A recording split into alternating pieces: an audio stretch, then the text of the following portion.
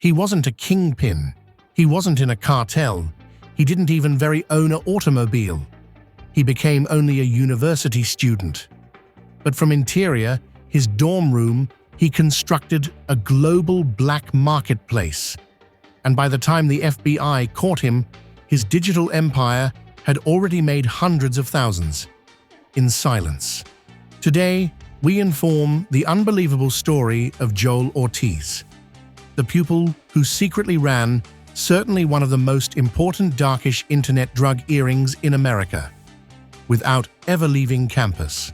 Joel Ortiz changed into a 21-year antique computer technology main at a well-known East Coast university. On the outdoor, he was simply some other quiet scholar. Glasses, notebooks, dorm meals, late-night look at classes. But in the back of the display screen, he changed into someone else completely. Online, he became recognized best as Cypher Zero. And Cypher Zero wasn't a pupil. He was a dealer, a distributor, and a trusted supplier on darknet marketplaces like Empire Market, White House Market, and Dream. He didn't deal in cash. He dealt in crypto, in General Monero, and Bitcoin. And he didn't contact the product. He outsourced the whole lot: pills, counterfeit files, hacked money owed, while taking a reduce from each sale made through his listings. His enterprise version became easy: source product anonymously, ship through middlemen, accumulate crypto, and stay quiet. But like all digital empires, the cracks had been already forming. Investigators later located that Ortiz had commenced small. At age 17, he began flipping stolen gift cards and hacked Netflix accounts on Reddit. By the time he entered college, he had already moved to the darkish net. He discovered a way to use Tor, the way to path connections via a couple of countries, and the way to scrub metadata from documents. Ortiz wasn't simply suitable. He turned into elite. He created encrypted chat channels, used burner laptops, and even constructed custom software that auto-encrypted his complete computer each 15 seconds. At his peak, he was pulling in over $50,000 a month, all from a dual-sized mattress, among lessons in data structures and linear algebra. Ortiz never touched the medicine himself.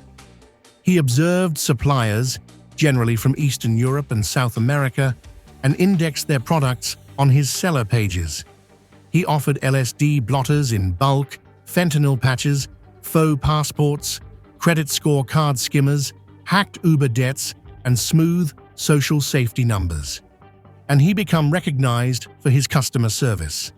He answered rapid, issued refunds when essential, and ensured anonymous delivery.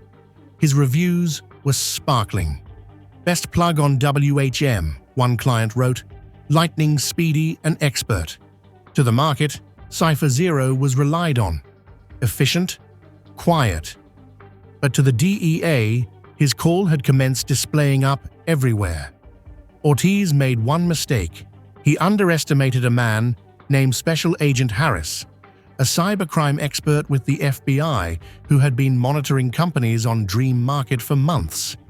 Harris first flagged Cypher Zero after noticing that more than one drug packages seized throughout 3 states all used a similar template: same faux go-back address, same typewriter ink.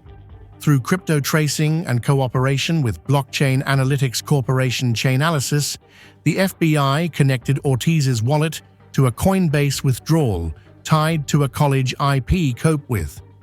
That changed into the primary crack. The second came quickly. Harris posed as a customer. Ortiz offered him counterfeit Canadian IDs, which were intercepted and forensically analyzed. A tiny, virtual signature hidden in the image showed the record had been edited on a Lenovo IdeaPad with a macOS twin boot, similar to the one in Joel's dorm. On a rainy Thursday morning, federal retailers entered the campus below sealed warrant. Joel Ortiz was in his dorm room, headphones on, typing commands right into a Linux terminal. He didn't see it coming. They seized 3 laptops, 5 phones, a USB hidden in a deodorant stick, over $1.7 million in cryptocurrency, and a "Be Aware" written in code with dealer touch data. He became silent at the beginning, then asked one question: "Do I nonetheless get to complete the semester?" The answer was no. In court docket, prosecutors known as Ortiz, a modern-day drug lord who moved greater narcotics than street gangs, without firing a bullet. But the defense painted an extraordinary image, that of an incredible but misguided young man who by no means intended to harm everybody. His defense legal professional stated, "My purchaser in no way saw a sufferer. He never held a weapon. His idea turned into simply code and coins." But that didn't pass the judge. The court heard testimonies from families who had misplaced cherished ones to fentanyl overdoses from products connected to Cypher Zero's listings. Joel Ortiz turned into sentenced to 18 years in federal jail without parole. He was just 23. Ortiz's arrest sent shockwaves through the darkish web. His listings vanished. Forums commenced debating. Was Cypher Zero sloppy or turned into the FBI just getting smarter? Vendors change strategies. Some cease. Others have become extra paranoid. But the truth was clear. No person is invisible. Even at the back of a VPN, even within the dark, errors get made. And after they do, the FBI doesn't knock. They simply enter. What greatly surprised Maximum Humans wasn't the medicine. It became how lengthy no person noticed. His professors said he turned into quiet, exceptional, continually on time. His roommate said, "I notion he was just coding websites." Even his mother and father didn't realize. They thought he became reading engineering and running at Starbucks on weekends. But under the floor, he turned into jogging hundreds of illegal transactions a week. And every nighttime, after homework, he back to his empire. Ortiz's case isn't just shocking, it's a caution.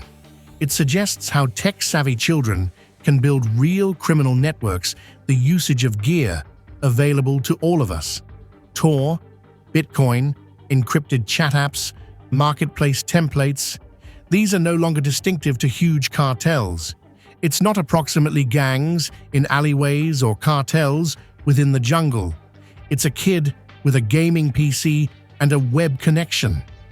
And that's what makes it so frightening. In prison, Joel Ortiz reportedly continues to himself. Former inmates defined him as quiet, well-mannered, and continually studying. Some say he spends hours in the jail library, primarily analyzing cybersecurity manuals, programming books, and case regulation. Despite everything, his thoughts remains targeted on code. One protect said, "He's now not violent. He's just no longer like the others. It's like he's nonetheless inner his personal device." It's a chilling concept that a person so younger and vibrant used that identical intelligence to build something so dangerous. Ortiz's story raises a worrying question. What number of other young minds are the use of their skills in the identical way?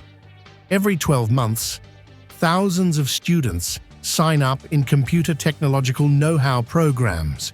Most dream of running at Google or building apps, but a small variety, individuals who understand encryption, anonymity, and virtual exchange, may see something else, possibility.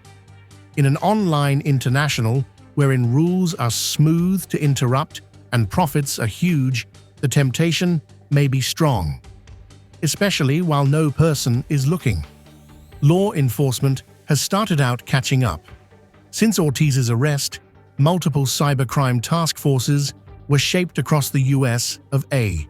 Agencies now spend money on blockchain analytics, rent moral hackers, and train in virtual forensics. But there's nonetheless a prime gap. For every case cracked, others continue to be hidden. Darknet markets maintain to pop up, vanish, and reappear below new names. The cycle never truly ends. It just modifications form. And that's precisely what makes it so hard to fight. Parents, teachers, and universities now face a brand new kind of situation. It's no longer just about college students cheating on assessments or partying too difficult. It's about what they're doing on encrypted networks, at the back of VPNs, on gadgets no one tests. Some universities have started tracking campus internet visitors for signs and symptoms of suspicious hobby. But privateness legal guidelines make it tough. Unless someone makes a mistake, like Ortiz, maximum continue to be invisible. That's the terrifying element. In many ways, Ortiz represents a generation developing up in worlds. In one, they're college students, gamers, coders, friends. In the opposite, they're anonymous, untraceable, and armed with tools extra powerful than any weapon. This twin existence, harmless at the floor, lethal below, is turning into greater commonplace. And as the space among appearance and reality widens, so does the risk of missing the signs and symptoms. Some name Ortiz a criminal, others call him a genius long past wrong. But perhaps the truth is somewhere in between. His case forces us to reconsider what crime seems like within the 21st century. It's now not just robbers with weapons. It's younger guys in hoodies with laptops, walking drug rings via software program, coping with hundreds of thousands in crypto, and hiding in undeniable sight. The destiny of crime doesn't constantly kick down the door. Sometimes it just logs in. His sentencing made headlines. His story went viral. But what about the others? The unnamed, uncharged, unseen operators still out there. Ortiz got caught because he slipped. But how many others are nevertheless perfecting the version, studying from his errors, getting higher at hiding? The conflict on pills is now not just fought on streets. It's taking place in code, on boards, in digital wallets, and it's a ways from over. In the end, Joel Ortiz's empire didn't disintegrate because it became vulnerable. It collapsed because the machine eventually noticed. And whilst it did, it acted rapid. But how many greater virtual empires are growing right now, in silence? One dorm room at a time. Joel Ortiz wasn't the primary, and he won't be the final. The dark web is full of shadows. And on occasion, the one's shadows are solid through humans we'd least suspect. Students, roommates, baristas, scholars. As law enforcement races to capture up, one query remains. What number of other empires are being run from dorm rooms, proper now, without anyone noticing?